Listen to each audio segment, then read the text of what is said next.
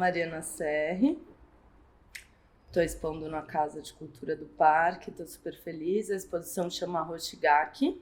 Bom, acho que eu parti da ideia da localização do gabinete dentro da Casa do Parque.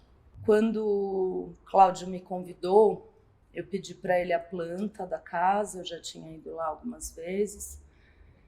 E aí eu vi que o gabinete ele ficava no centro da casa, né? Então eu parti um pouco dessa ideia de que o gabinete é o coração da casa, né? Ele é a passagem entre o lado de dentro e o lado de fora, é a passagem entre as galerias. Então, as pinturas trazem um pouco isso também, né? Veias, rios, veios de plantas. Então, na verdade, eu tinha essa intenção de fazer com que esse centro vibrasse, né? Com que esse centro vibrasse como um coração mesmo. E, a partir disso, fui fazendo analogias com essa ideia de passagem e de impermanência, né? Então, todas as pinturas trazem essa ideia de fluxo, né? Como se as mãos fossem extensão do coração.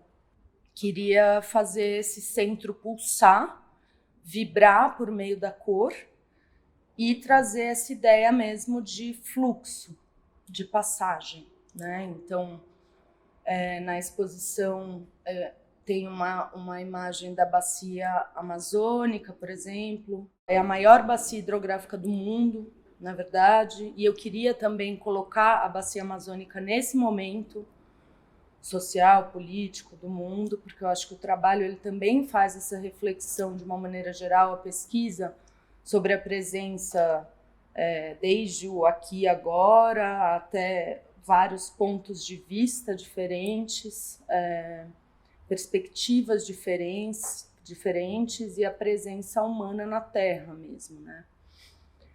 E também tem uma bacia hidrográfica do lugar onde está a Casa do Parque. Então tem o Córrego Berrini, o Rio Tietê, o Rio Pinheiros, pensando naquele lugar também. Tem o fluxo original do rio e o fluxo retificado. Tem os veios das plantas, tem raios. Então, na verdade, essa ramificação da natureza, né, que se repete na natureza e também nas nossas veias, né, era um pouco uma maneira de trazer essa ideia mesmo, de impermanência e de fluxos entre dentro e fora, né, ativando esse lugar. E por meio desses vários laranjas, desses vários tons de laranja avermelhado, que de certa forma já está no meu trabalho há bastante tempo. Tem um certo deslumbramento assim pela cor laranja, já foi degrau, já foi caquizeiro, já foi muitas coisas assim no meu trabalho. E tem um deslumbramento também com o caqui. E aí, quando eu vi que a exposição realmente ia ser inteira laranja avermelhada, eu pensei, puxa, é o sumo do caqui, assim.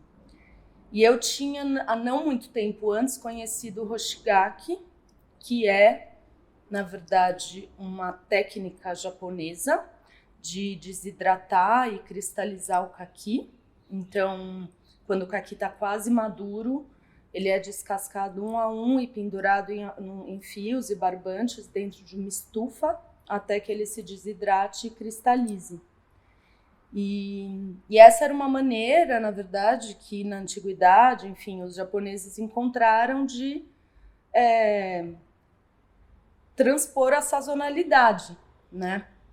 Então era um inverno muito rigoroso e era uma maneira de conservar o caqui por mais tempo.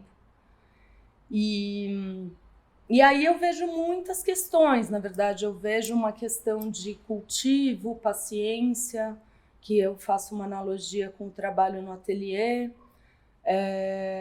um tempo muito específico, que é o tempo das coisas, que não adianta você querer transpor, porque ela não corresponde ao tempo do capitalismo, por exemplo, ao tempo da produtividade, do próximo compromisso. Tem um tempo muito próprio a pintura.